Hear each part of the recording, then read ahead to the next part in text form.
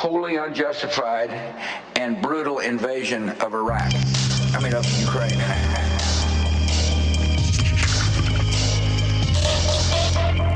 Wars have been fought over oil. In a short matter of time, they will be fought over war.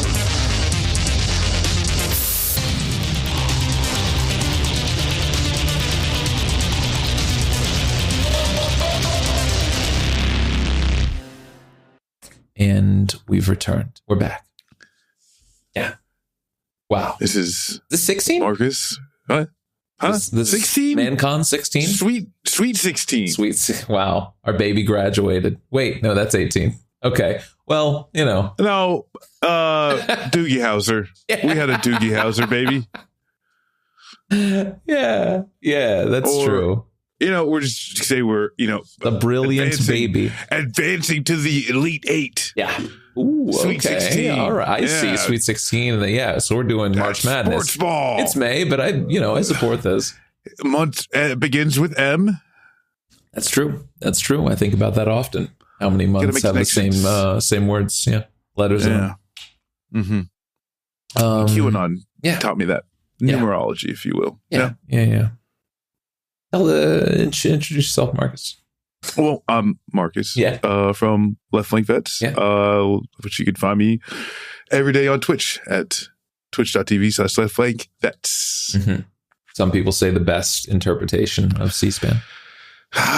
Well, you know, everyone's got their own opinions. But as well, you know, this is, let's say, the pilot of my side. Yeah. Winston, you know, just one of the best. Where he belongs. One of the best out there. Yeah. Yeah. I'm Lucid Fox, twitch.tv/LucidFox, 5 days a week, you know. Not 8 days, but not 8 days, but, you know, sitting around regularly commenting on the general state of being in the world. And sometimes just watching a bunch of 80s commercials and having some nostalgia, you know. Which did that the other day? Delightful. Yeah. I'd take that over, you know, staring into the void. But I mean, the thing is too, where like I'm a Midwestern guy. Yeah. You know, grew up in Ohio. So I'm excited. It's Truck Month. You know, I'm real stoked for some commercials. Now we're talking, yeah. Because is it Toyota-thon? Yeah. It's end of Memorial Day, right? That's the sale. Yeah. Every month of the summer is Truck Month. Hell yeah! All right. But yeah, I mean, I don't know. There's really no good way to segue between Truck Month and the news that we are going to talk about. Yeah, it's not. It's going to be kind of whiplash, I think, man. Yeah, I mean, speaking of things that have been commercialized but are actually horribly damaging to everything that we know and love. Yeah, like huge trucks. Israel is going into and has already started some operations in Gaza. They're limited scope operation. That's Rafah, right. I should say in the south of Gaza. Yeah. Limited scope operations with tanks and boots on ground. Yeah. So, you know, it's gonna be great. And nothing bad could happen as a result of this. At also, you know, where you've got the Hamas, this is where it's hard to know what's actually happening because the negotiations, there's no official release from the negotiating body as a whole. Yes. What we receive are official statements from governments who are directly and sometimes, you know, not at the time, you know, in these negotiations. And then you've got the responses from those other countries to kind of figure out what was actually said and agreed to, because outside of them releasing an official statement that everybody agrees to, we have no idea what the hell is going on. And there's you know, the genocide is now in, you know, ramping up in another way while famine sets in. So at the end of the day, I think what we can, what we can know is that there was an agreement between Qatar, Egypt, and Hamas. Yes, correct. And while Israel and the United States I mean, from the last I heard, and this is from the State Department, like a few hours ago, the United States and Israel are looking over that. While they're looking over that, they are continuing a military operation. Yeah. Now, and this is where too, it's like where there has been airstrikes. They've been doing strikes and around like refugee camps in Rafah already. Yeah. So with that, they've also closed down the northern, one of the northern routes for aid a day after Cindy McCain. Yeah. John McCain's wife, Meghan McCain's daughters, or Meghan McCain's mom. Meghan McCain's mom, right? Who her dad was John McCain. Yeah. I've never heard that. I've never heard her say that before, but that sounds right. He's apparently a very important figure worth letting people know that's daddy. Maverick. Yeah. His wife. Yeah. Yeah. Yeah. She says she also happens to be the head of the UN food aid organization. That other thing, right? Well, that little chestnut. Yeah. Yeah. She said there's a full-blown famine, and she would know as the head of a food aid organization. And next day, Israel actually closed off. But I'll keep listening. Yeah. Could be. Yeah. Could be. Hard to say. Yeah. Hard to tell her allegiance, right? Yeah. Yeah. But no, and this is just horrific. It's like this is one of, I think, this is just a horrific thing that is happening, and there are just not enough people in power recognizing that and stopping it, because what's happening in Gaza now, and some of the pictures and videos that are already coming out of Rafah are so horrific and terrible and impossible. Yeah. To see without saying. Seen quite a few different TikToks showing off what's happening in the city currently, or at least, delayed by an hour or so. Yeah. In some cases, from the recordings. It's very interesting too, like looking at direct releases from Netanyahu's War Council. They've stated their purpose right now going into Rafah is to further weaken Hamas so that they can get them to release more hostages. A condition that they quite literally just agreed with Egypt and Qatar yesterday. So they're going in to get them to release the hostages that they agreed to releasing within the last 24 hours. Yeah. So and this is I think it was reporting out of Haaretz that Netanyahu was just open, like they had had gotten officials admitting that they're just lying, that there's they and this is where there are many people, to include many Israelis, who have felt that they have not actually cared about the hostages at all. To look at a lot of the pictures, there's been thousands of people in the streets asking Netanyahu to agree to this ceasefire. There's been many of the hostages' families that have been, protesting and stopping traffic, asking, "Hey, I would like my family members to come home. Either Benjamin Netanyahu will agree to this, or this country will burn." And that's pretty pretty powerful rhetoric from folks that, again, haven't seen their family members in over half a year now.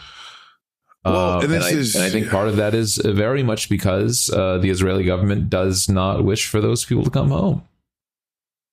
That is not their main focus. Yeah. I mean, like, this is, there are people, and I mean, even in the cabinet, like there's, like, I think what was the Minister of Settlements. Yeah. Right. Yeah. A totally democratic nation, executive function. Yeah. The Minister of Settlements. Yeah. Saying that Netanyahu shouldn't give up or shouldn't agree to anything and should just invade Rafah. Yeah. And that's the thing, is that, especially for the family of the hostages who, Israel has killed more hostages than they've rescued through military action. Yeah. The conditions of Gaza are the conditions the hostages are under. Yes. So you set in famine, you completely destroy infrastructure, you will likely kill the hostages. This should be obvious. It's just not to, I guess, literally everybody who says they care about the hostages. Now, one of the things too is that there's this the mass graves that have, multiple have been found around multiple hospitals as signs of summary execution, torture, being buried alive. And right now, they're actually now checking to make sure that none of the hostages ended up in a mass grave. Yes. They're like, this is literally one of the worst things to happen in human recorded history, I think. Because in the name of the hostages, they end up potentially in a mass grave. Is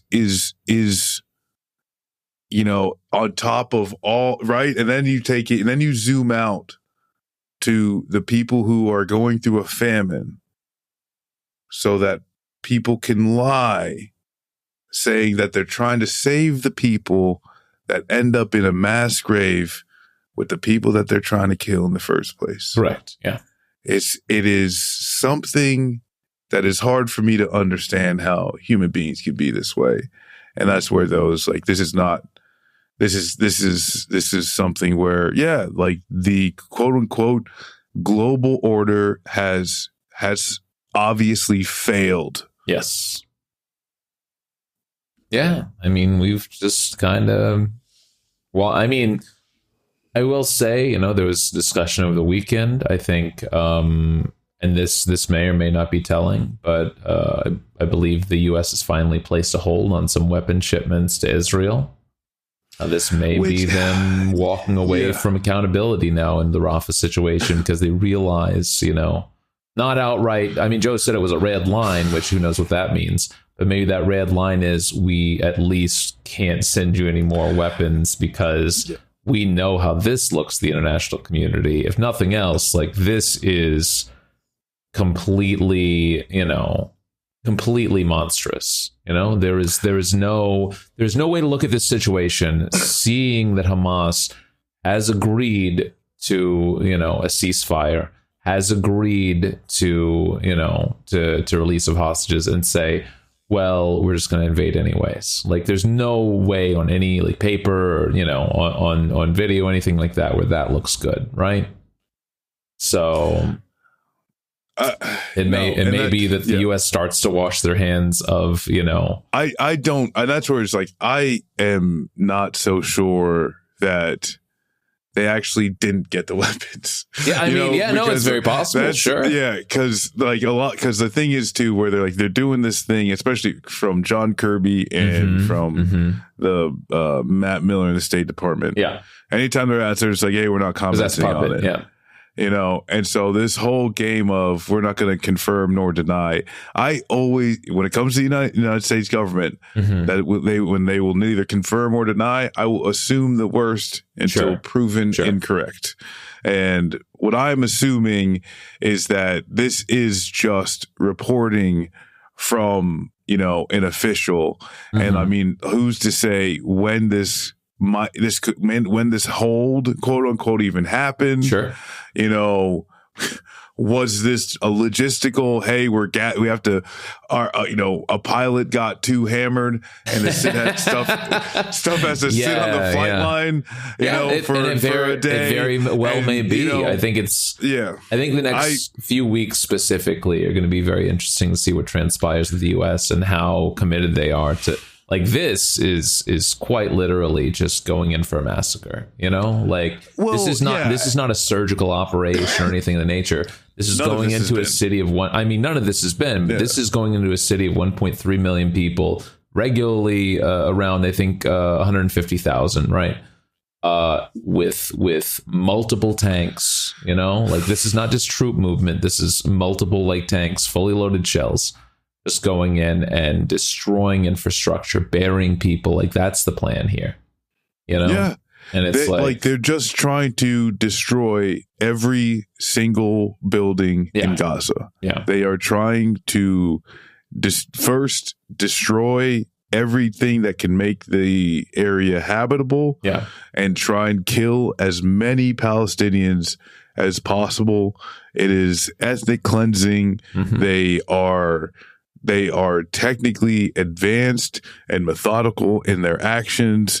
That and they, because of the United States and its supplying of the weaponry and protecting it on the world stage, it is largely getting exactly what it wants. Yeah. Also, I believe they've taken the Rafah crossing as well, which means even more restricted aid going into the Palestinian people. It's just, man. Yeah. And which to say, there's some real leadership in this country, though. I'd say, especially in the past few weeks, there is a real growing leadership in this country, which is, the students on these campuses who are,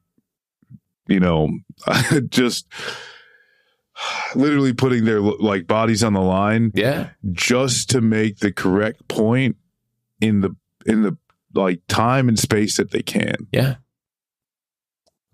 Because I think, some of these, and that's where it's I think there's a handful, 5 or 6 colleges that have begun the process of divestment and, starting, at least to say, hey, we can't give in the demand immediately, but we will go through, whatever process we have to decide, whether the university is going to still do it. And you've got some of these encampments responding and saying, all right, it's just, that's the thing is too, is stick to the date. I think these types of things allow for the lobbying of individual board members. And this is the thing where it kind of starts all over again, where it starts with an email and an invitation to a meeting to talk about the issue. And that's where this whole thing started with all of these encampments.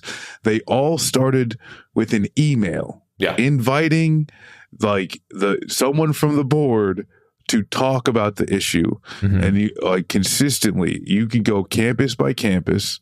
You can ask the students, where and how did this all start? Sure. And it all started with being ignored. Yes. Trying to have a discussion with these, these deans, with these, councils, and just being rejected in any of their discussion, Yeah. And, that's they're it's the real deal, and they're it's just, and that's where, let's say, like there's a tiered things of like, if you like, you can try and support, where if you can give money to a myriad of the aid organizations in Gaza, do that, or, Doctors Without Borders, something. Making sure that these students are supported, and like this is where I've been to the campus at, George Washington, and, I asked them like on VCU as well. They asked me if I could do a grocery run. I was like, no, I don't got a car with me. Yeah. But then they're like, oh, okay, well, if you just got cash, give it to Gaza. And I was like, done. Yeah. Yeah. And like it was such a simple, like, a bunch of bail funds up for these kids, like yeah. If you can't pick up some TP, just give the cash to Gaza. Yeah. And I think and it's where too is like I'm not gonna like I don't want to do this trivial thing of like, oh wow, the kids are all right. No, I'm gonna recognize leadership and I'm gonna allow myself to be organized. Yeah. And these kids are very organized. Like I went through a couple of things today. Showing just kind of how agitators have come around and tried to, like, Peter Baker and all these fucking, useless freaks in the New York Times and whatnot. Just trying to paint these organizers like, well, they won't even talk to people. What do they even want? It's like, well, they've communicated that very clearly to campus leadership. They don't need to talk to you. Yeah. Your job is to agitate one way or the other. So whether or not they talk to you is immaterial. You're going to paint them in a light that is unbecoming, right? Like your entire plan is to fuck with them. All right. So like when the, and to their credit, like they, these student organizations are very rigid. They've had a lot of great communication with everybody that's been involved to, just stonewall any of these agitators that come in, what are you guys doing this for? Sorry, I'm not the one to talk to. Like, well, the internet, they're doing excellent. I mean, this is honestly though. Yeah. And like the internet's like the way, and especially too, is like if you're gonna use their them for content. Yes. Yeah. If you're one of these like internet quite a few of those freaks too. Yeah. It's very easy to just go to your site. Yeah. And for everybody in the camp, hey, this guy, like he's right there. Yes. If you want to end up in his video. Yeah. And start answering his questions. Yes. If you want to end up like this. Yeah. Right? Oh, you don't? Great. Just say, talk to the media person. Talk to the media person. Yes. Talk to the media person. And the media person is going to say, this is where too, it's like all of the questions are answered. Why are you doing this? Yep. Why? And like this is where too is like, why they have a right to do this. These are institutions that they are paying for. Absolutely. These are institutions, and not even just institutions. These are like where they live, where they work, right? There is supposed to be, at least what they tell you when you walk in the door, there's supposed to be a process in which you can get your grievances adjudicated. Sure. But if you get ignored, then what did they teach you here in the United States? Now, and that's where too is like so many of these camps, because like, are just that people with tents. Yes. That are saying we will not leave this space until the campus that we exist on divests from an apartheid regime. Literally no different than, I mean, the only difference between now and apartheid South Africa is, what, like back then, college campuses were more devoted to higher education instead of more seriously just being hedge funds. Yes, absolutely. With higher education characteristics. You know what I'm saying? Yeah. So if anything, they have more to say. They have a more right to say where the investments go than they do over the curriculum, because that's what these college institutes have turned themselves into. And that's the government biggest funding thing. too. Hey, nobody's even asking you to stop being a fucking piggy bank, right? Like they're just saying, hey, divest from this one effort that is this government is currently engaging in a genocide. You know, like keep all your hedge fund investments, keep all your, investments from like Dutch Bank and everything. All they're saying is, hey, there's currently one country. All right. You know, that you're not Switzerland. You don't just get to say, "Oh, sorry, we don't understand either side of this conflict." Yeah. Like, just divest from the country that is genociding a people. That's it. That's the only concerns here. Now, obviously, that's a little myopic. Obviously, like Colombia has a full list of demands, including divestment from, multiple other efforts and land back for a lot of things that are happening on campus. But just that one, I would assume just hitting that one small goal would be a lot to open up a communication with these students. And I would imagine convince a lot of them to, come to the table and just have a discussion with you. Yeah. And I do want to say as well, because there's kind of like this, and this is largely like just lefty internet, like of just like the kind of like churn of commentary of what's going on. And I think there's maybe too much of a critique of, oh, hey, they gave up an encampment before they actually divested and this, that, and whatever. And I do, because and this is where, if you're not a part of an organization, if you're not there on the ground, if you're not privy to why they're making certain decisions, maybe try, just be careful as to like coming to a critique of the final result, or of the decision before even the final result kind of comes through. You know what I'm saying? So that one thing, why I think I would probably make these same decisions if I was the fact of, hey, it's May 7th, and depending on the campus, a third, a quarter, half, 3/4 of your camp could be going away. You know, like there just could become listen, I mean, things from people just making a choice of, I can't not go home for the summer, guys. Just like familiar pressures. That's what I said. Last week. Like, realistically, and this is why you look at places like Australia, which is normally pretty heavy-handed in situations like this.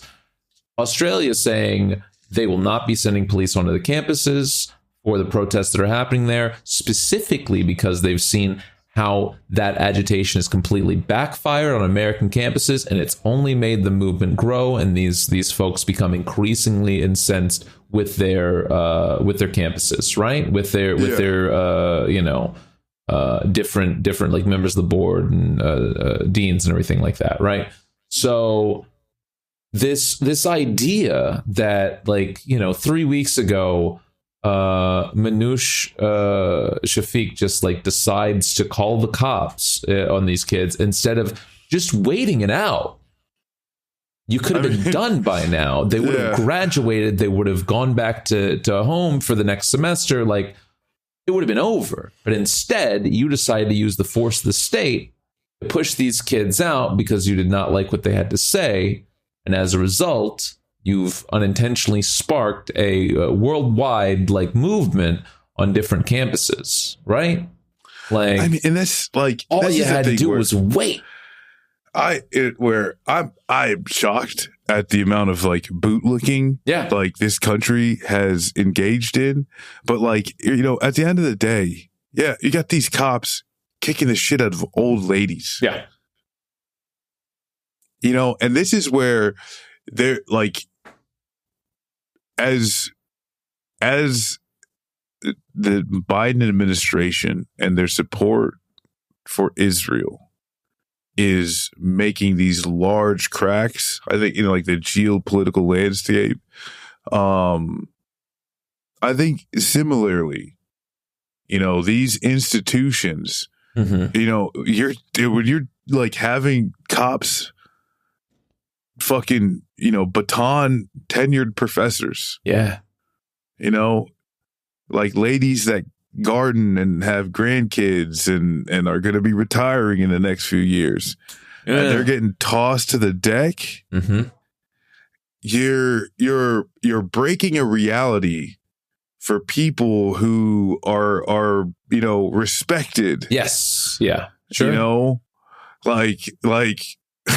like as soon as that lady was like, I'm sorry, and she still got tossed and arrested and stuff like that. Like those are little morsels of all cops are bastards that you're planting in to the head of the philosophy department. Sure. You know? Sure. Yeah. Absolutely. So like, it's like, this is where, you know, and who knows, right? Like, I'm not saying there's going to be some instant result, but you cannot, like, this is being brutalized by the cops is how a lot of people, especially in the United States, get more radicalized. Yes. Period. Yeah. And as of right now, they've got the cops brutally radicalizing a whole class of people that used to not be subject to this type of thing, right? Unless they were, oh, hey, I'm in a Black Lives Matter thing or whatever, right? They like, this is one of those things where like, this is in a space and happening in a way that I don't think a lot of, you know, campus progressives might have expected things could go, you know, and this is where like, we have to go back to, you know, Kent State, Jackson State, where in the like, I can't help but see all this talk of the National Guard as anything but a threat against the lives of the student protesters, right? Like I really cannot see even this talk as a threat to the freedom of speech because of what the National Guard has done, you know? And, I mean, speaking of that, like the senators and the letter to the ICC. It's so like, I don't know. It's such a like, I honestly can't believe. I mean, I guess I can believe that such thing exists, but it's such an interesting reality that we live in, that there is a letter tendered by 12 Senate Republicans, you know, a you know, seventh of the you know, Senate just deciding, hey, listen, we're gonna go threaten this guy's family if that's okay. Yeah, we're quite literally head of the International Criminal Court. Yeah, like we're just gonna threaten this guy's family, and that's, you know, that's that. Do what you will with it. All right. I mean, literally, the thing is too, where it's like, for one thing, if you're talking about more than 10 senators, in any way, shape, or form, you're talking about like a substantial political strength. Yes, absolutely. Honestly.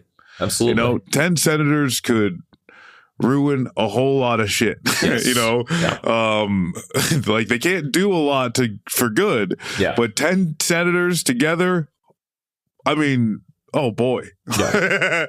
But these are all the usual suspects, obviously. Well, plus this is where the thing is, the people Mitch McConnell being listed is one of those things where I'm like, holy shit. Yeah. You know, the fact that Mitch was on board with this, like, this is like, you can't, like, I mean, I say this all the time and I know it's meaningless, but I want to keep saying it until it means a moniker of something. Yeah. This is against international law. Yes, absolutely. This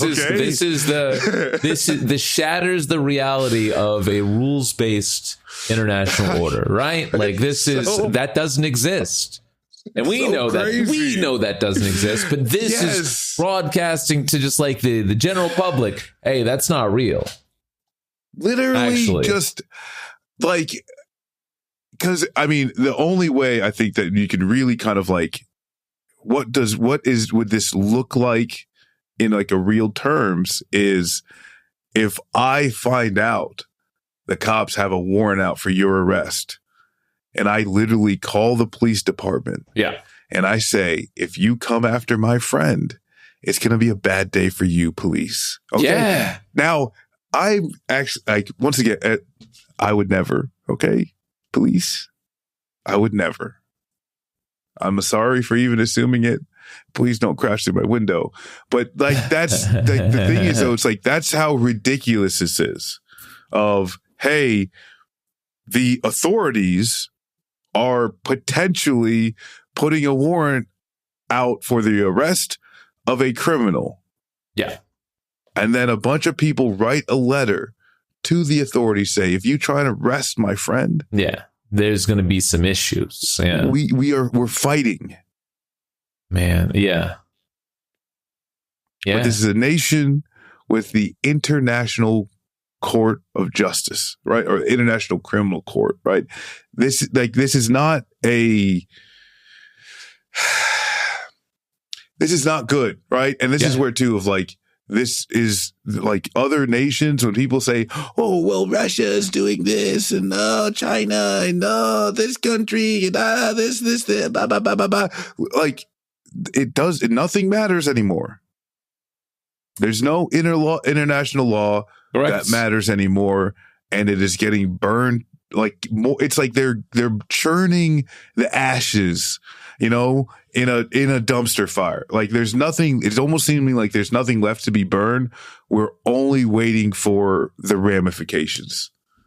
And with these senators, like literally, you're tossing gasoline on this shit. Yeah. Oh, absolutely. I mean, this is, like I said, a lot of the usual suspects, some freshman senators in there as well, trying to, raise their name recognition amongst the more virulent, right-wing part of the Senate Republicans.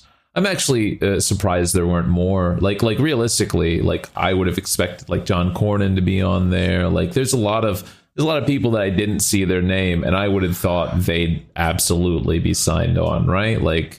Well, I'll say this too. I think this was something that The Intercept got a hold of? Oh yeah.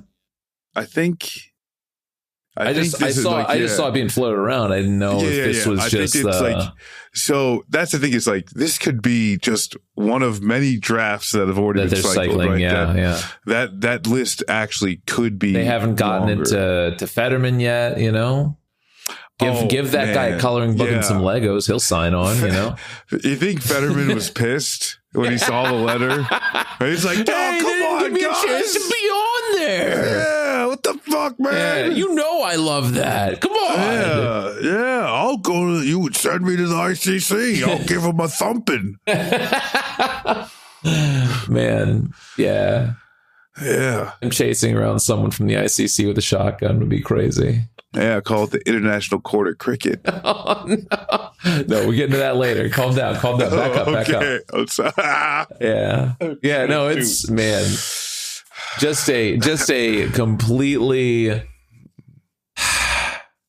I hate, a completely wild series of events in which we are back. Well, we are fully back to 2000s, Islamophobia, hysteria around the Middle East, that is back in full force, remember back, during the Bush era when we said, hey, we'll invade the fucking Hague if you try anything. And we're just back there again, We've done it. We've done it again. We've circled around, Try it. Try us. See what happens. We'll make you regret it. Such a crazy thing. Yeah. Yeah. It's look at yourselves, right? And it's just you have freedom, democracy, rule of law. Yeah. And then you literally write a letter threatening a judge. Yeah. On behalf of the United States of America.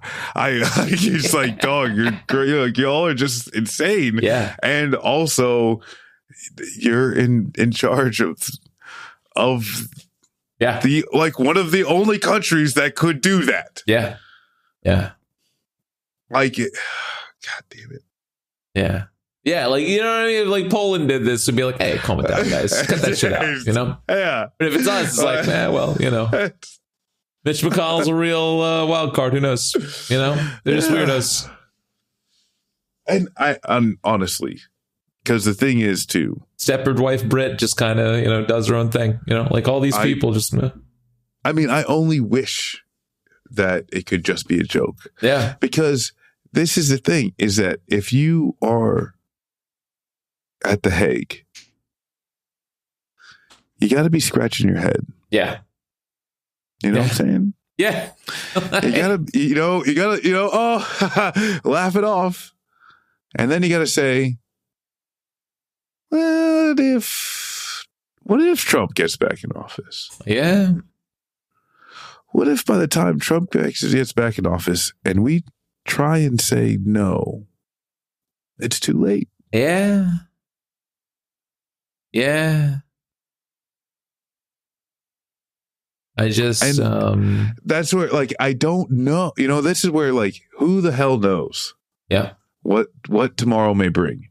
But if I am sitting at the International Court of Justice and I just see the reporting on this letter from these United States of America, yeah, I got to scratch my head. Yeah. And say, yeah, maybe I want to retire early, actually. Because who wants to be a target on any of these people's backs? Yeah.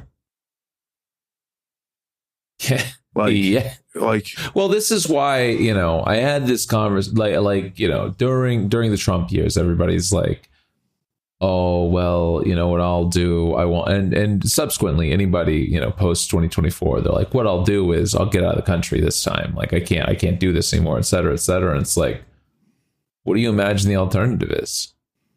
You're either part of the foreign policy machine, or you're a victim of the foreign policy machine. Yeah. Okay, like there's no like, we're US, I promise you the US still exists if you fucking pop on over to Europe, all right, and exerts plenty of influence, you know, via NATO and other organizations. Like, I'm gonna say, you don't get away from this, all right? When they say all roads lead to Rome, it's not. They weren't saying those are one-way streets. Yeah, It was a dynamic of power. Yeah. You understand? Like, this wasn't one-way streets. Yeah, you understand sorry, that? But in some way or fashion, what we do will still affect you, and it doesn't matter where you live. All right? Yeah. Like, the sun doesn't set on the British Empire. Yeah. Yeah. Like, think about that. Yeah. Yeah. Unless you go to China, and then maybe, who knows? I mean, you know. Oh, hey, yeah. Give a couple decades more. The totality. You know? A little more time. Yeah. But that's where, yeah, no, it's, and you know, it's just, I don't know. It is wild to see this type of action, this type of just complete disregard, because really too, at the end of the day, where it's like, really too, it's like, it was funny because, like, when it comes to statecraft in a lot of these institutions of higher education, there's no threaten the International Criminal Court with fellow senators.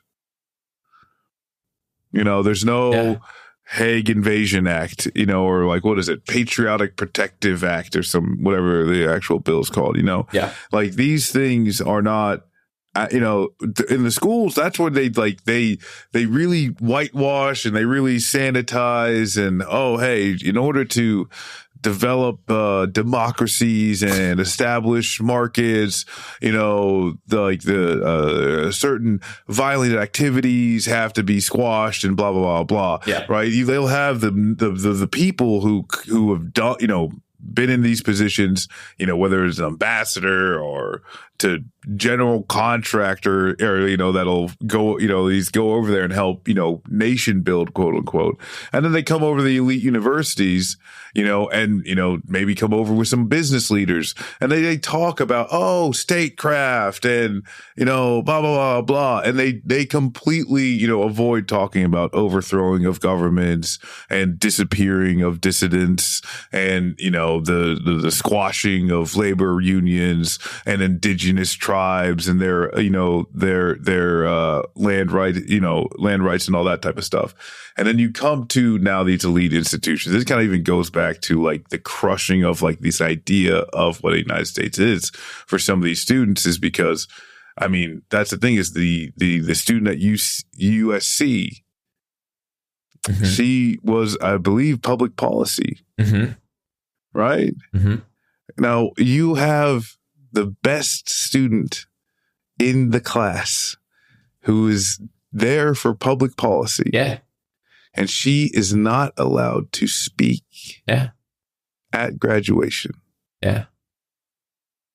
These types of things, you know, wild. it is a blatantly obvious crack in the institution of free speech. Yeah. Like, just like these things that are just like the ongoing genocide is a blatantly, obviously crack in the institution of the rule of law on the international scale. Yeah.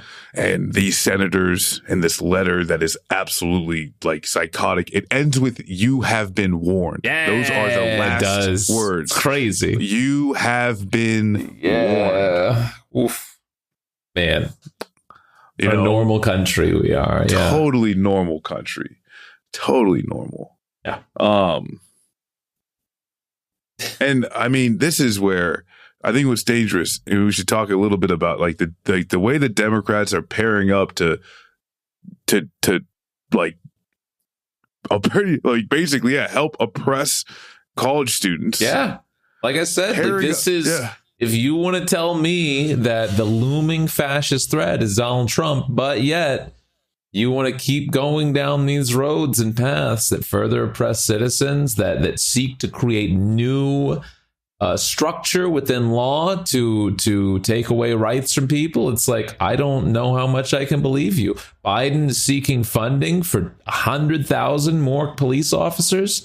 Like, hey man, I don't know. It just seems like you guys are committed to the project too, for being honest. Yeah. You just want to try to tell people, well, this is for your own good, which is subsequently what the Republicans believe as well.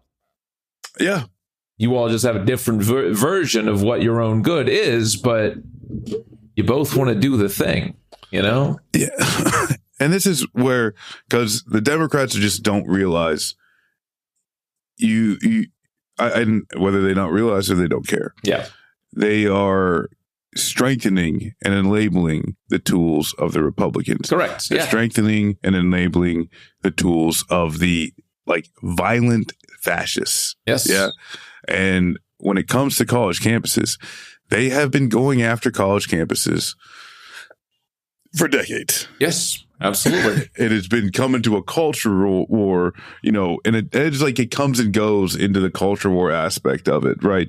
Depending on the issue area, X, Y, and Z. And right now, with this, the Democrats have now jumped lockstep with the Republicans to go after higher education. And in the faulty sense of quote unquote anti-Semitism, but it is really to serve the protection of the the public relations of the nation state of Israel. Yes. Because as it come down to literally where these college campuses are having the effect, it comes down to the investment and public relations of the nation state of Israel. Yes. And the way that they are just so going right over. And this is the thing where these Republicans will literally say that, oh, these campuses, they're funded by George Soros. Mm-hmm. And that's an anti-Semitic talking point that they're using.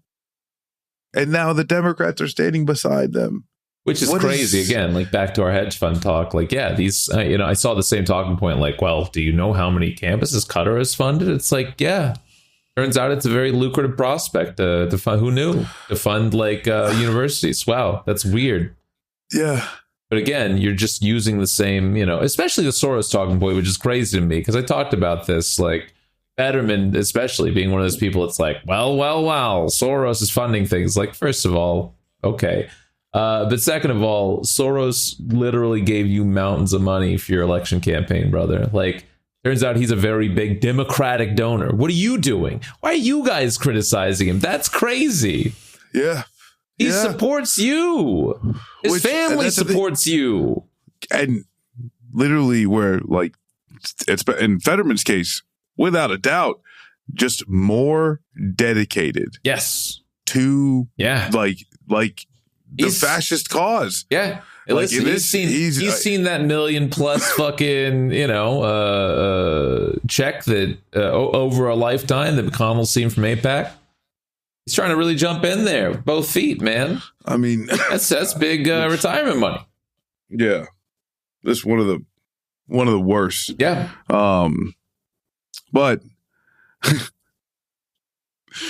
like the other thing is too, where it's like, especially like with the Democratic Party, is this joke because now, for like Gold Bob Barr, with his or Gold Bar Bob Menendez with his that whole corruption thing and the cash and the pockets and the foreign it was like Egypt. Was there another country? I think it was mostly Egypt.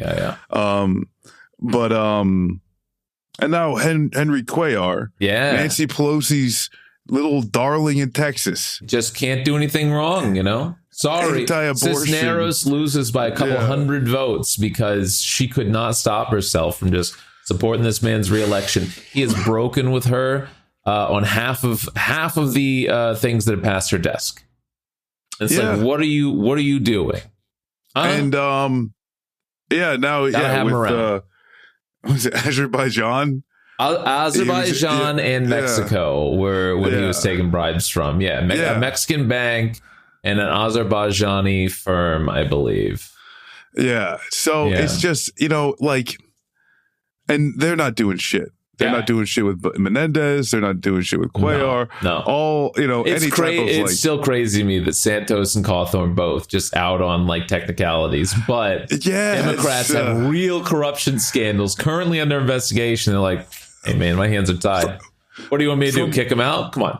Like, and to remember, like the Democratic Party from just 8 years ago when they removed Al Franken, right? Oh yeah, for nothing.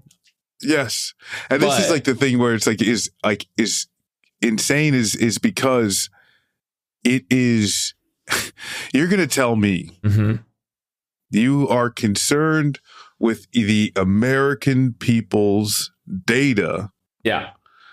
With one app, you're going to ban TikTok because it's owned by a corporation headquartered in China. Yes.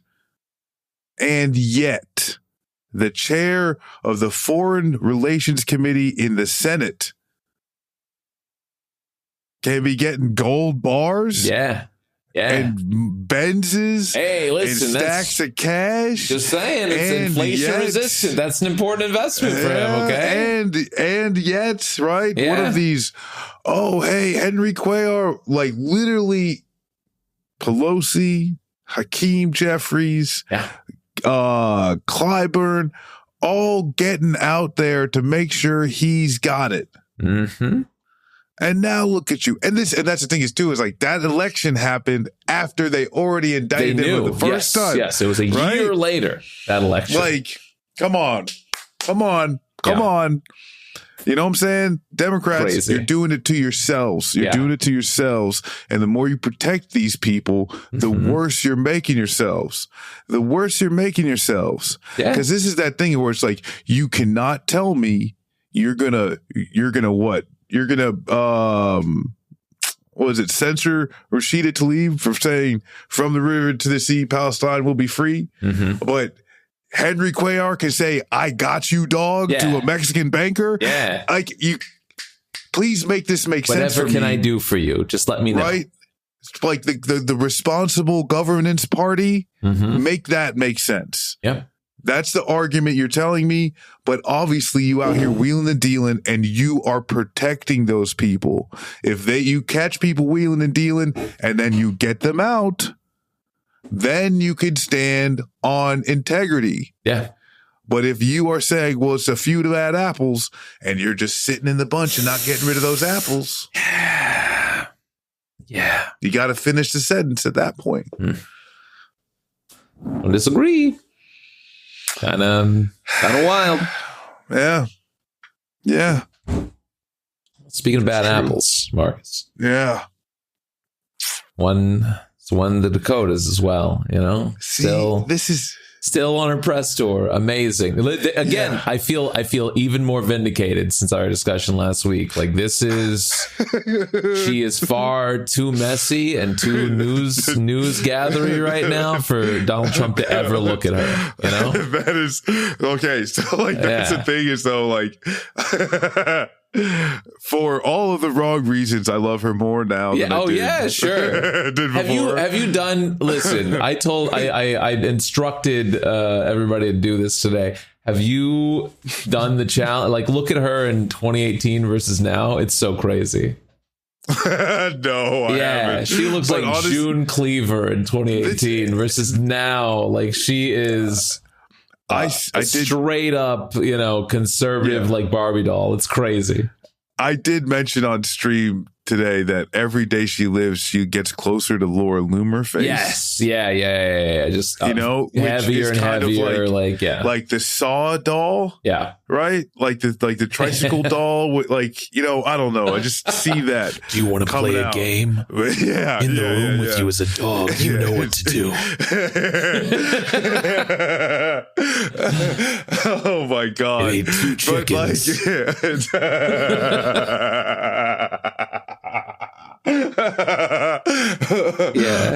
So the thing is it's so wild because at first there was just a small, going back, there was just a small snippet that was released about her book. And in this snippet, it was about her killing cricket. Right. And now we've got so much more that I've gotten into it. So meeting with Kim Jong-un and staring him down and being quote unquote in North Korea. She's had to walk back a whole lot of stuff. Yeah. But I do think the most important thing is, and I can really, is the ending of the book. Yeah, that now has also been released. It makes sense. And I was talking about like the movie John Wick earlier with you. Yeah. All right. And it's not because I'm a big John Wick fan. Yeah. Yeah. You haven't even seen it. I haven't even seen it. One day I'll watch it. It's in my list. And hey, spoiler alert. They kill the dog. He gets pissed. Yeah. He kills I'm aware them. of that. I'm aware of that part. All right. Yeah. Yeah. Okay. Yeah.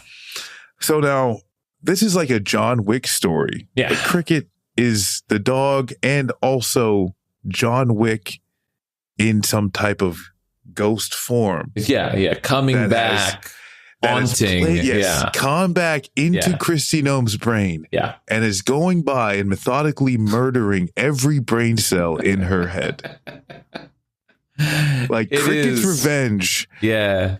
It is one of the most beautiful things I've ever seen because it's almost like in real time you're seeing her break down and being able to critically think as to the best thing to say. Yeah. Right? And she ends up saying the literal worst fucking thing. Yeah. Not only am I proud of killing Cricket, but you know what, Joe Biden?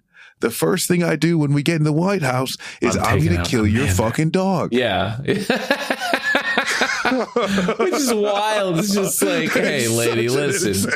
That dog's an MVP, okay? He's put up numbers I haven't seen from any other dog in the history of this nation. He is fucking going after cops at an unprecedented rate, all right? He's an all-timer.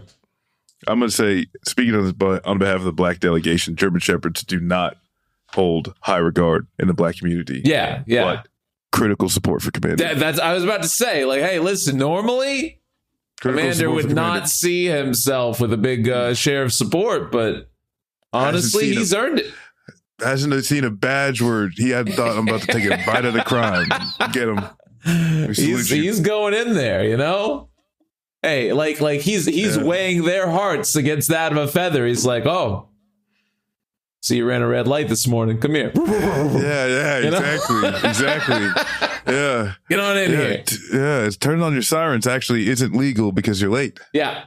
It's crazy, man. So for her to do that, and she's fighting a war on 2 fronts because she's got that, and she's got the North Korea thing that they redacted from the book.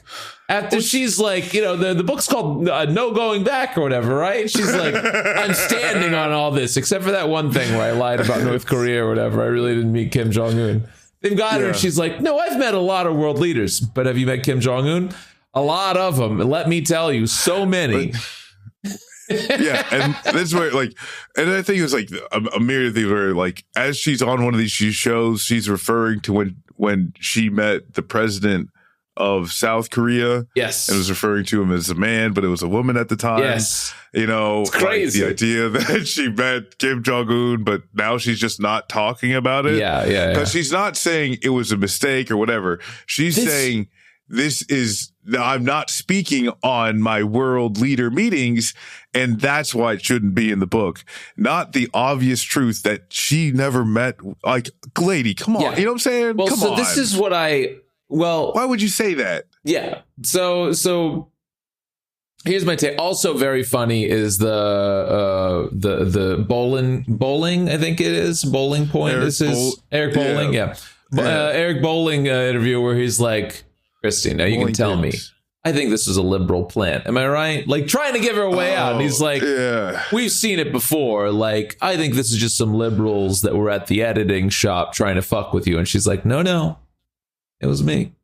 It's like, you idiot. This is the thing where shut up. She did the audiobook. Yeah. Right? Yeah. This is the thing where it's like she read her own words and was like, great. Yeah, this is good. Ship it, print it. Yeah. And to go further with that, like, and just like this entire debacle it's always so interesting. And this is the cool thing about like politics is a lot of these people can like ostensibly kind of pass the sniff test at like local, regional, or sometimes even state level. You know, some of these governors can be real shitbags, but they've got no political instincts whatsoever, right? I mean, George Santos. Right. And when you get them onto the national stage, like before pre-national stage, you and I would have sat down, looked at Ron DeSantis and been like, I don't know, that guy might be, he has the potential at least to be a player.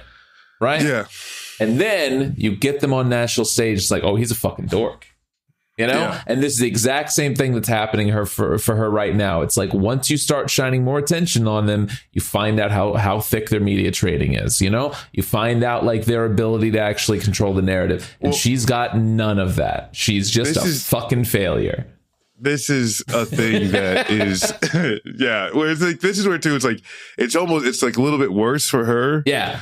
Because at this point too, the Republican Party overall is fractured. Yes. Yeah. Right. I mean, like, duh. And she can't coast on the, oh, hey, I'm not for the vaccine shit. Like a lot of them could back in like 2020, well, you know? That's it. Well, the thing is too, especially as it comes to Trump. Yeah.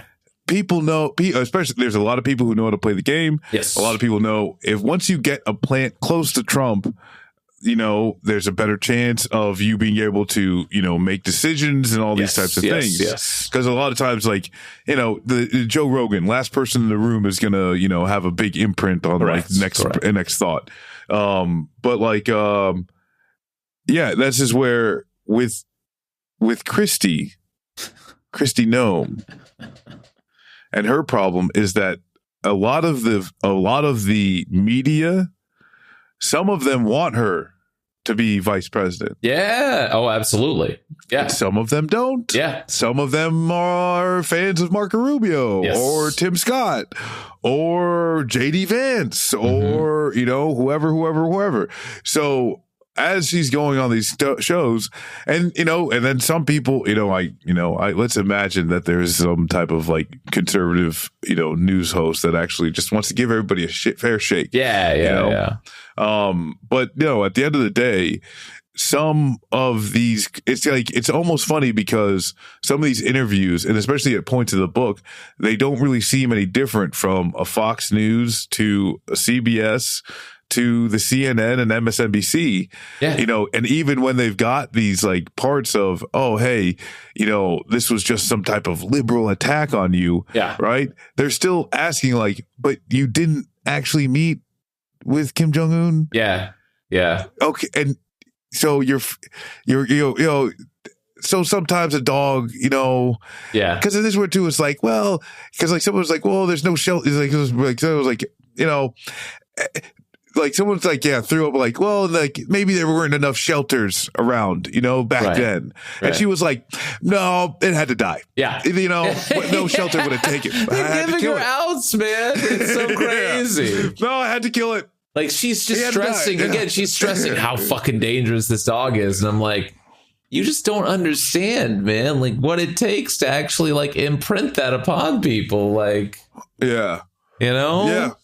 Especially when the only thing that you've got is that picture. Yeah. Right? Yeah. The only pictures Like, you got again, if is this a dog would in have the been yard laying down looking adorable as hell. Yeah, if this would have been any, like if she just like had gotten behind it, like, you know, SEAL Team 6 destroyed all those pictures and put out like a pit bull, people would be like, well, okay, well, you know, I understand what you're doing there.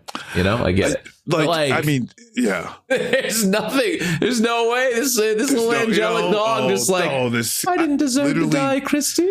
Just point to any scar that you might have through life. You know, just literally, lady, lie. Have your daughter tutored in like Amsterdam for the next couple of years and trot out like some like dog bite victim and like, look what he did. I mean, you know? It's like literally. Oh, I mean, you said it. No, I didn't put it in the book. I didn't want to, but actually, this right here, that was, this arm is that fake. happened that day. Yeah. And you know, really, it was, you know, once they get the taste of blood. Yeah. You know, once they get the taste of human flesh, you know, it's crazy. It's actually, it's so wild. Like her whole situation is crazy, especially considering like, and who knows, maybe I'm wrong. Maybe Trump is just like, no, I gotta have the crazy lady.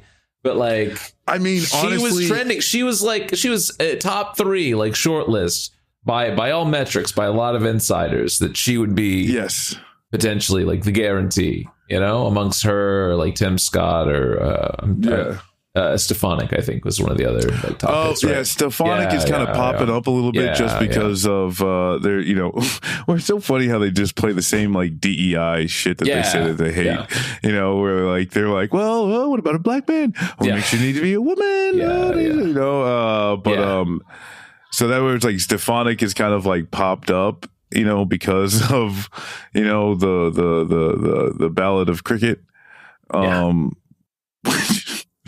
It's like 20 years.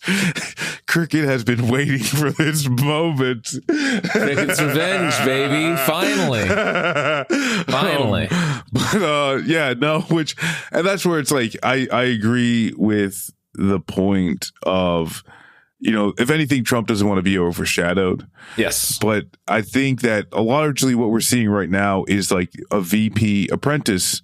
And I don't know really how much the VP Apprentice show and its contestants are actually going to even come into who is going to get picked in the final running, you know, because we're talking about Donald Trump and there's no actual like TV contract about this. So, I think, for the next few months, because like, and that's where like you're 100% correct of like overshadowing Trump is one of the cardinal sins. You know, even if you're loyal, if you overshadow, that's a no. Correct. And he has to have the attention. Yes, especially right now. Well, he's just been having that fucking piddle away his time in court for weeks. Yeah. I mean, that's where like, you know,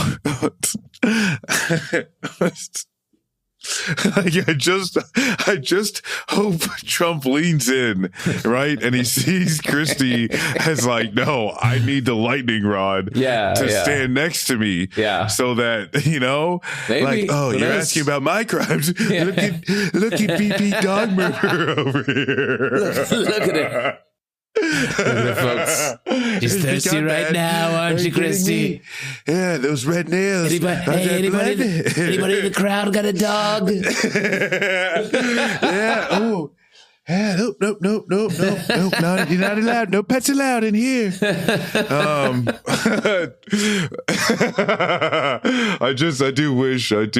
like for only, you know, comical. You know, we already live in hell, so might as well make it entertaining purposes. I really hope he does still pick Kristi Noem. I am giving myself arguments to believe that it can still happen. Yeah. And, you know, this is how Bernie can still win. That's true. Wait, can I say one more thing? Normally, so I've got like a whole, one day I'll go through like the power rankings tier list of like, press folks, right? Like most of them, pretty annoying. Sean Spicer was funny. KJP's normally like somewhere mid to bottom. She's boring. She reads out of the binder. She's annoying, right? Except And I don't think she meant to do it, but except when she was talking about Kristi Noem in response to the commander bit, right? and she's just like, this is horrible, this is ridiculous, going over it for a couple minutes. And then in closing, she says, and again, if I was Kristi Noem, I just wouldn't keep digging this hole. I was like, there's no way she meant to do this. She's just using the turn of phrase, but also the funniest way that she could end it. Oh no, that is perfect. And she already did. She did dig a hole. Yeah. The gravel pit. Yes. It is good. Oh my God! What a time! What a time to bear witness! Yeah. What are your final thoughts, Marcus? You look forward to? Well, so which man, I gotta look. You go first because I gotta look up the name of something real quick. Oh, interesting. Okay. All right. I heard about this thing, so I want to make sure I got it. Yeah, I'm. Okay. All right. Yeah, go ahead. I'm just hanging out for the week. I'm gonna pop in. I think do some community fridge stuff in the city in the next week or so. So it'll be fun. Nice. Yeah. Got that. Very nice, fun stuff to look forward to. All the college kids are leaving for the semester and everything like that. So good. Get out of here. Yeah. So there's no really the protests. We've had weekly protests and everything. That's all winding down and whatnot because they're all going back home. So yeah. Well, there's still a lot of good stuff to do in the community though. So yeah. Well, so two things. I guess I'd say we're like. I don't think anybody can we can't say anything that's going to happen, and obviously a lot of the stuff that's extremely horrific, and there's going to be, it's definitely, I guess we could tell things are uncovered and, before they stop, obviously things are getting worse, but also it's the discovery of what has actually happened has gone on and what the, Palestinians have survived is it's going to come with some heart-wrenching things. Yeah. And, that's the thing where it's a lot of these, the encampments, and this is where it's I hope that, this is actually something that where it's this is real hope, I think to be put in this. When you talk about a nationwide network of, and this is where you're talking about every state, multiple campuses getting on the same page. Yeah. That is a very, and against imperialism, against the military industrial complex. Yeah. Right? The foundations of something much bigger and much more powerful are being, I think built by college students. Yes.